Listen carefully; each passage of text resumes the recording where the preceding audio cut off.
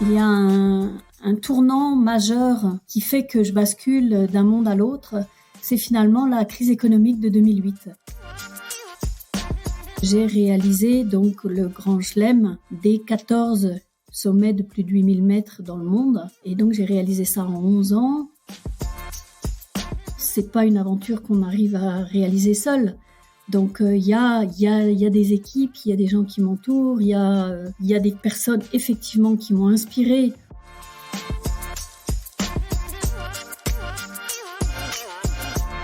Bonjour à toutes et à tous, je m'appelle Guillaume Grillat, je suis actuellement Tech Community Advocate chez Adevinta, la maison mère du Bon Coin. Et mon boulot, c'est d'aider mes équipes techniques à se connecter à leurs pairs, donc souvent issus d'autres entreprises ou d'autres communautés techniques, pour apprendre de leur retour d'expérience et améliorer nos pratiques engineering et produits. Je suis actuellement une équipe de 1, on est en train de monter une petite équipe en Europe dans nos différents hub tech, notamment en France, Hollande, Allemagne, Espagne, etc. Je suis un papa de 2 jeunes enfants, dont je suis à la fois comblé, mais aussi très fatigué, je dois le dire. Et j'ai la chance aujourd'hui d'accueillir dans ce podcast Sophie Lavaux, une femme au parcours exceptionnel, d'abord en entreprise et qui s'est ensuite révélée les crampons aux pieds en haute montagne. Bonjour Sophie, est-ce que tu peux déjà nous présenter ton parcours pour en arriver là ?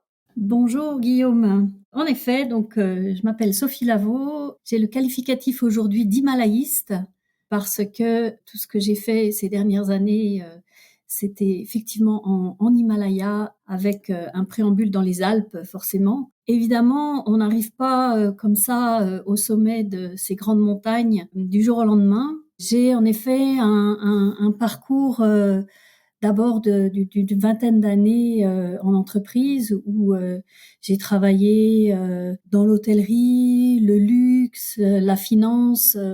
Je pense qu'il me manque le chocolat et puis les montres pour faire le top 5 de la Suisse, hein, et parce que je suis basée à Genève. Mais en parallèle de ça, donc j'ai la passion donc de l'alpinisme. Il y a un tournant majeur qui fait que je bascule d'un monde à l'autre. C'est finalement la crise économique de 2008. Aujourd'hui, donc je dis vraiment, mais merci la crise, quoi.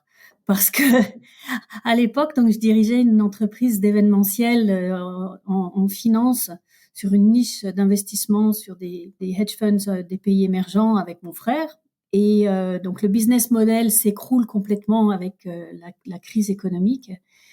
On a péniblement survécu jusqu'en 2011 et on a décidé de fermer l'entreprise. Et jusqu'à ce moment-là, donc en parallèle de ça, j'avais comme loisir et comme hobby l'alpinisme avec les 4000 des Alpes. Je suis ensuite partie sur des 5000, des 6000, des 7000. J'ai très vite eu cette envie d'aller toujours un tout petit peu plus haut.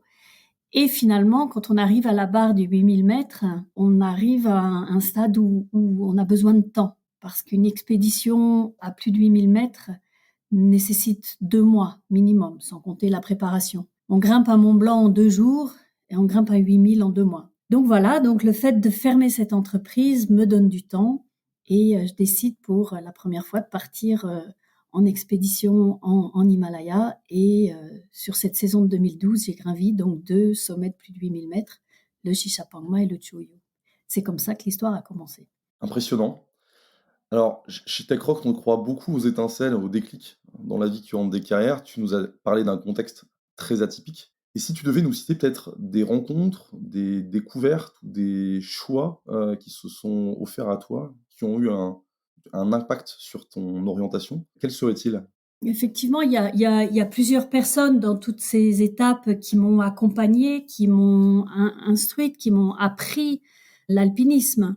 Donc ça se fait pas effectivement du jour au lendemain.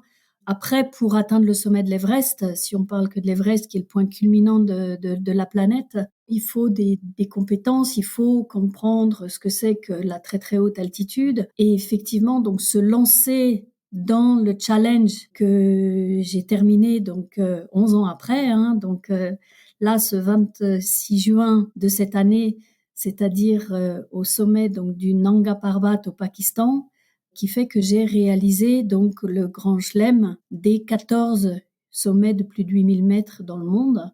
Et donc j'ai réalisé ça en 11 ans, ce qui me vaut d'être aujourd'hui la première personne de nationalité française à avoir réalisé cela. Et bien sûr, c'est pas une aventure qu'on arrive à réaliser seul. Donc il y a des équipes, il y a des gens qui m'entourent, il y a des personnes effectivement qui m'ont inspirée au début quand j'ai commencé à aller régulièrement en Himalaya. Je peux citer par exemple Nives Meroy, qui est une Italienne qui a aussi réussi ses 14, qui l'a fait d'une façon très très esthétique et j'ai eu beaucoup d'admiration, j'ai toujours pour cette femme. On est très très peu dans le monde à avoir réussi ça. Faut comprendre que alors ça dépend quelle liste parce qu'il y a deux listes. Je vais faire simple, mais il y a deux listes en fonction donc des points vraiment des points culminants de ces grandes montagnes atteints. Et donc si on prend la nouvelle liste qui est sortie en 2022, on n'est que 6 personnes dans le monde à avoir réussi ça. Donc voilà, je dis pas ça pour dire waouh, je suis une superwoman, super héros, mais ça montre que c'est une implication à 200%, c'est beaucoup de travail, c'est beaucoup d'aléas, d'incertitudes, de trouver les gens qui m'ont fait confiance, les sponsors, la rigueur, la discipline d'entraînement. Chaque expédition, c'est à chaque fois un peu comme une pièce de théâtre où on redémarre à zéro. Il faut tout recommencer, il faut remonter les équipes, il faut trouver l'équipe logistique, les membres d'expédition, qui va venir, qui, quoi, les papiers. On est dans des pays compliqués, c'est le Pakistan, c'est le Tibet, le Népal, ça va, c'est pas compliqué, mais c'est des cultures très très différentes. Donc, faut apprendre à travailler avec ces gens. C'est Dawa Sangye Sherpa, qui est un des Sherpas avec qui j'ai travaillé. J'ai fait 12 expéditions avec lui, 7 sommets réussis, parce qu'il faut comprendre que pour réussir ces 14 sommets, j'ai fait 22 expéditions au total. Donc c'est bien la preuve que ça marche pas à tous les coups. C'est vraiment une réussite d'équipe.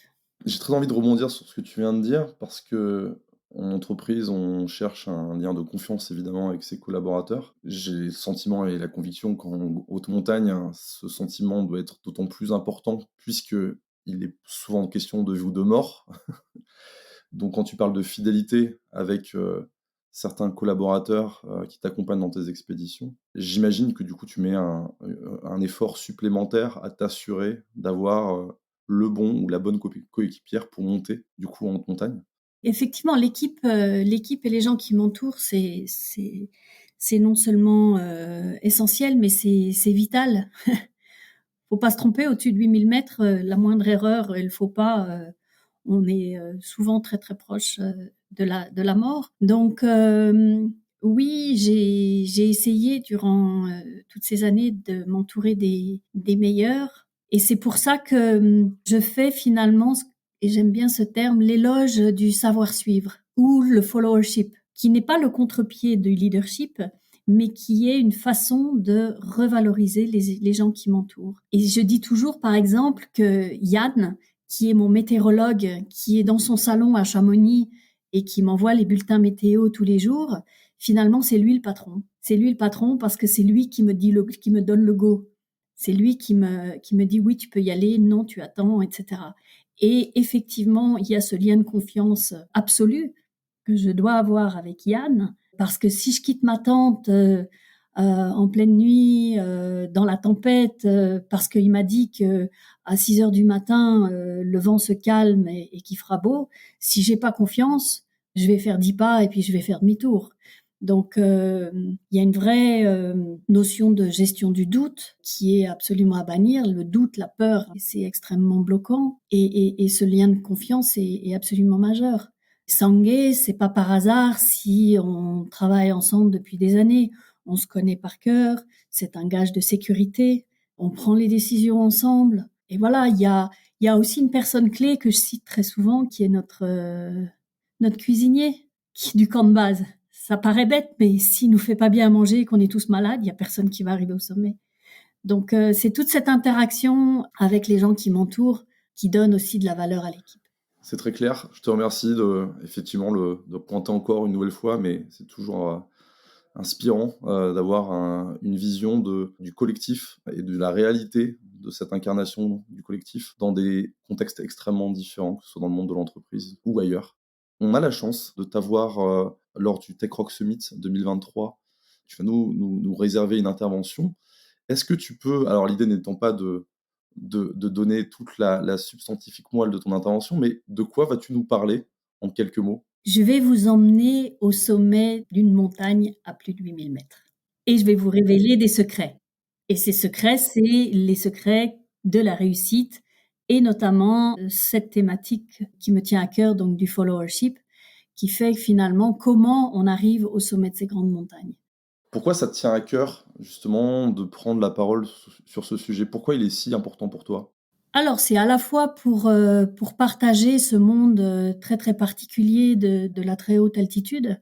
Finalement, pratiquement personne ne va là-haut. C'est un environnement hostile, c'est engagé, c'est dangereux, mais à la fois c'est de toute beauté. Enfin, il y a beaucoup de choses, des qualificatifs, je peux en trouver, et donc je pense que c'est intéressant donc de partager, cette expérience, de faire connaître le fait d'être une femme, aussi. Si mon histoire peut inspirer des jeunes filles qui ont envie de faire de l'alpinisme ou des femmes à réaliser un rêve quel qu'il soit, hein. Il n'y a pas besoin d'aller au sommet de l'Everest pour se réaliser dans quelque domaine que ce soit. Mais si l'inspiration suscite l'envie d'oser réaliser son rêve, eh bien, je serais très contente.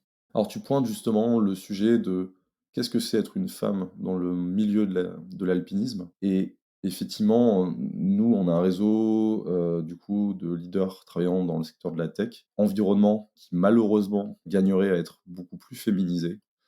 Et on sait bien, tout ce qui se passe pour, les jeunes femmes qui veulent s'orienter vers des carrières scientifiques, toutes les embûches et étapes qu'elles peuvent avoir pour, au final, atterrir dans notre secteur d'activité qui est la tech. Donc, probablement que ton message va trouver une caisse de résonance assez importante pour les femmes qui assisteront à cette conférence. Donc, merci pour ton témoignage.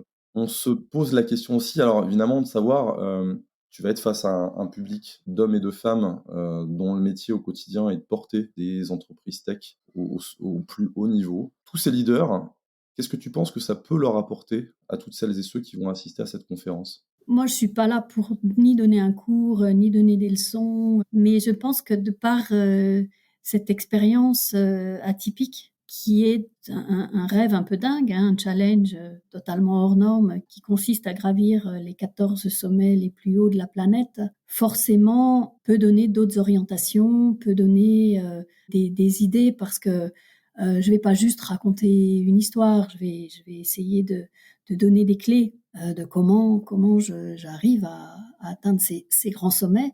Donc voilà, à chacun d'aller faire son petit travail d'analogie et y prendre l'expérience qui peut lui rendre service. J'ai évidemment une question. Tu nous as expliqué que cet été, tu as atteint un sommet, on va dire, dans ta carrière d'alpiniste. Tu as rejoint un club des 6. La question que je me pose, c'est qu'est-ce que se pose comme objectif, justement, les gens qui intègrent ce club? Est-ce que tu le sais déjà, ce que tu as envie de réaliser par la suite? Ou est-ce que c'est encore un peu tôt? Parce que tu le disais, dans l'alpinisme, il faut un temps pour arriver à se préparer et à se projeter vers de nouveaux challenges. Effectivement, en atteignant le sommet donc du Nanga Parbat au Pakistan, qui culmine à 8126 mètres le 26 juin dernier, ça clôt donc ce grand chelem himalayen qui a duré 11 ans de ma vie. Donc c'est quand même une belle tranche de vie. Donc c'est très récent. J'ai depuis effectivement quand même pas mal de sollicitations et donc il faut quand même poser un peu tout ça. C'est clair qu'aujourd'hui le monde de l'expédition fait partie de ma vie.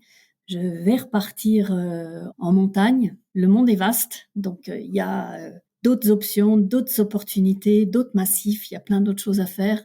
Je pense que j'aurais 10 vies, je n'arriverai pas à faire tout ce que j'ai envie de faire en montagne. Donc oui, je vais continuer à grimper. Je pense qu'il faut clore le chapitre des 8000 mètres. C'est un monde hostile, dangereux. Et si je prends juste cette année, d'un 2023, avec entre la saison du printemps au Népal, été au Pakistan et cet automne au Tibet, j'ai perdu 7 amis. C'est pas anodin. Et moi, j'ai réussi tout cela. J'ai mes 10 orteils, j'ai mes 10 doigts. J'ai pas été blessée, j'ai pas été évacuée sur aucune des montagnes, donc il y a une petite étoile bienveillante, je sais pas où, et beaucoup de travail, mais je pense qu'il faut pas pousser le bouchon trop loin, comme on dit. Très bien. Écoute, je te remercie pour ce témoignage. Effectivement, tu dis c'est un monde de challenge, mais aussi de responsabilité. Eh bien, écoute, on a très hâte de t'écouter lors du Tech Rock Summit. Je te remercie encore pour ton témoignage, très important, je pense, dans un écosystème comme le nôtre, qui se challenge et qui cherche à se dépasser. Une petite conclusion, je veux dire, dans ce monde immense qui est l'Himalaya, on n'est rien du tout. On n'est rien. Et d'une façon générale, il faut rester très très humble par rapport à ces grandes montagnes, parce que c'est elles qui seront toujours plus fortes que nous. Et ça, je pense qu'il ne faut pas l'oublier, et je pense que dans beaucoup de domaines, ça peut s'appliquer. Bah écoute, on prend cet appel à l'humilité. Merci encore. Et puis on se retrouve du coup pour le Tech Rock Summit 2023 les 7 et 8 décembre prochains à Paris chez Comet Meeting. À très vite. Merci Sophie. Merci Guillaume.